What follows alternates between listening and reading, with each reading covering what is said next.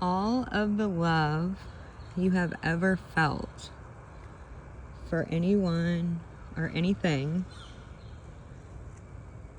all of that love came from you. It's your love. They might be able to feel it, they might not, but you do. And this information changed me. Beautiful souls, Lisa here. And today I want to talk about grief and the holidays and death. And it's so interesting because when I make these videos, I don't really have it planned. I just wake up and there's something in my heart that needs to be shared. And so I do my best to share it. Some days are better than others, but last week it was so heavy.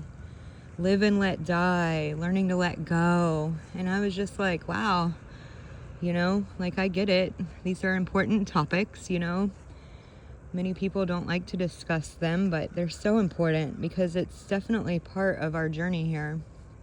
It's a very important part of our journey here. And if you don't master these things, you get stuck in bitterness, and that's not that's not good for you, and it's not what the person who's passed on would want for you either.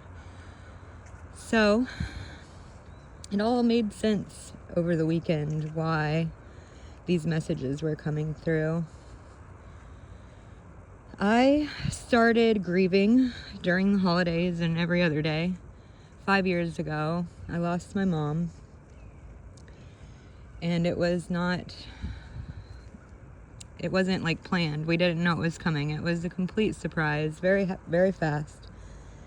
And it shook me to my core, And I didn't know anything about emotions at that point. I had been shoving them down and numbing myself, pretending like I was a superhuman that didn't have them. So it broke me. It literally broke me open.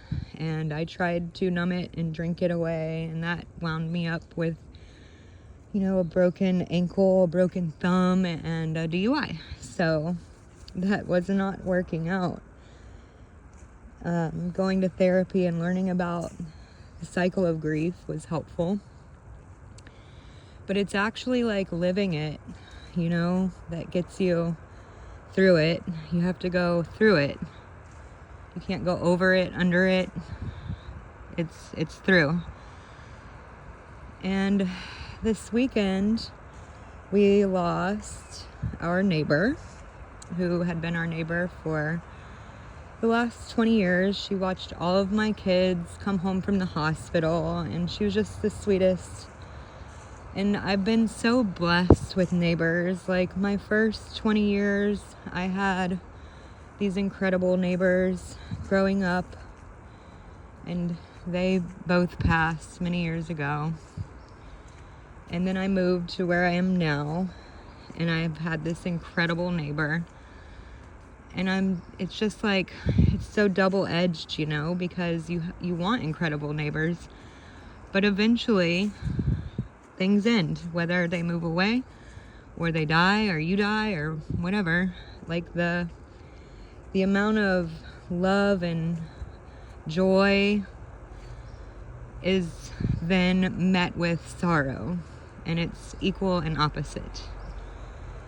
So last year, it was today exactly, not last year, 2 years ago, I'm sorry. 2 years ago, on this exact day, my dad went in for his first chemotherapy. And 3 days later, he was really, really sick. 2 weeks later, he died. So this week, this time of year, is not the most pleasant for me. I've been sitting in a lot of uncomfortableness, thinking, ooh, I would really like a drink right now. But I know that isn't going to help anything. If anything, it's going to make things much worse. The pain is still there whenever you sober up, maybe even a little bit more if you went too heavy, you know? So, just sitting in this, watching the emotions come and go, and knowing that this love that I have for him, the love that I have for my neighbor, it's still in me. And guys, this is really like what grief, once you go through all the stages over and over again, this is what it teaches you. Grief is love with nowhere to go. You love this person, but they're not in your presence physically anymore. So you think you can't show them that love. But if you dig really deep, you can still feel that love and know that that's your love inside of you. You know, you can write them letters telling them if you wanted to, maybe burning it and watching the smoke go up to the heavens. That's helpful. But that love, it was yours all along. This works if you're grieving anything, really, like that love that's inside of you that you're like wanting to give out to that specific person or thing. It's in you, and you get to decide what you want to do with it. So, yeah, the holidays add an extra little layer of fun to grieving, because it's like you're supposed to be happy. You're supposed to be cheerful. This week we're supposed to be grateful, right? And whenever you're in the sadness state or the anger state, it is incredibly hard to be grateful and happy.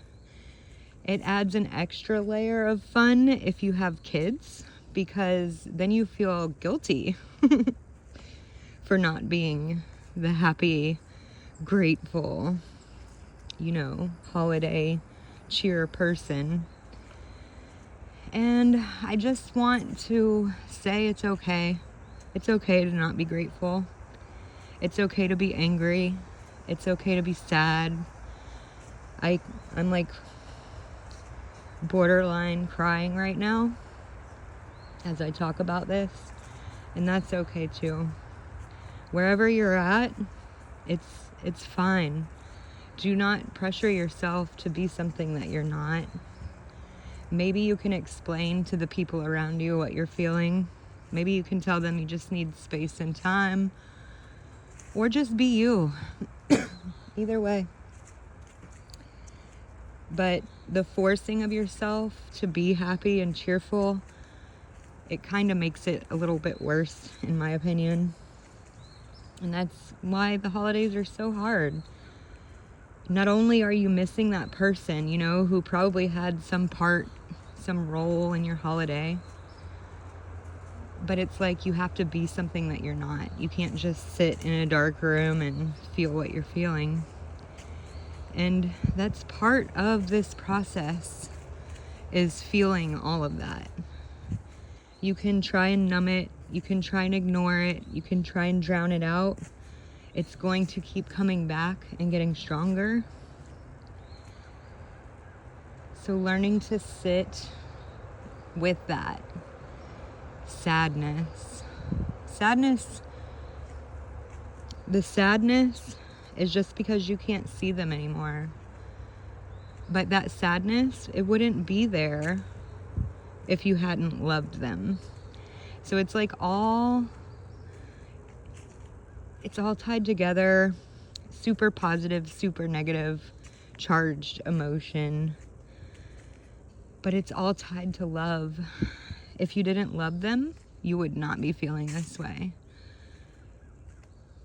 So whenever you're going through it, remind yourself gently, if there would have been no love, I wouldn't be feeling this way. And then feel that love inside of you. Let it be there.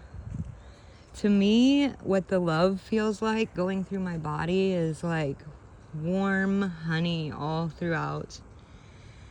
And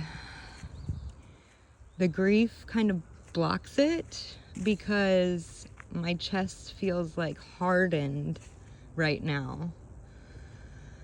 But as I sit with that hardening in my chest and just sit there with it, letting it know it's okay that it's feeling this way. Like, it hurts. It hurts you to your core. You wake up and it happens all over again. A song comes on, it happens all over again, like it just happened. And sit there with that until it softens and turns into that warm honey. That love,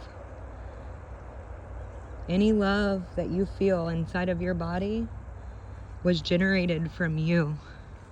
That's your love to feel, to give, to do whatever you want with. It's not because of the other person. I mean, it kind of is, you know, but it's not in them. That's yours. I really hope that this message helps you support. It's not easy to talk about these things. I bet last year I probably couldn't have without sobbing. It takes time. Be patient with yourself. The waves, they come and go, and they're very random. And try and have the best holiday you can. But don't pressure yourself. Be who you are. Let the rage out. Let the sadness flow. Love will take its place.